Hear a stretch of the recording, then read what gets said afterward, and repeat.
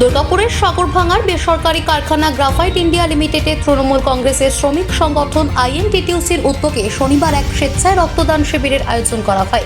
উক্ত রক্তদান শিবিরে ওই কারখানার প্রায় 100-রও বেশি শ্রমিক স্বেচ্ছায় রক্তদান করেন। শ্রমিক সংগঠনের সদস্য তথা আয়োজকরা জানান, দুর্গাপুর মহকুমা ব্লাড ডোনার্স ফোরাম এবং মিশন হাসপাতালের সহযোগিতায় এই রক্তদান শিবিরের আয়োজন করা হয়েছে।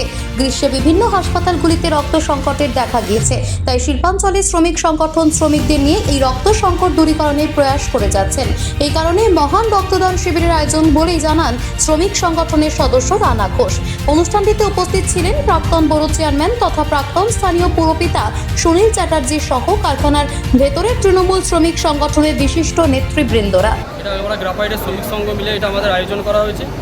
এখানে রমজানদা, আমিরদা, উজিরদা, রামুদা এদের অক্লান্ত পরিশ্রমে এবং আমাদের সর্বোপরি কর্মীদের পরিশ্রমে আমাদের এই ব্লাড ডোনেশন কাম করতে পেরেছি। কারণ আমাদের মাননীয় মমতা ব্যানার্জি যে স্বাস্থ্যসাথী প্রকল্প কার্ড চালু করেছে, এখানে বহু বাইরের মানুষ এসে এখানকার লোকাল মানুষরা তারা পরিষেবা নেয়, কিন্তু সেখানে ব্লাডের সমস্যা দেখা দেয়। সেই জন্যই আমাদের এই ব্লাড ডোনেশন ক্যাম্প করা, সেই জন্য আমরা ব্লাড ডোনেশন ক্যাম্প করি।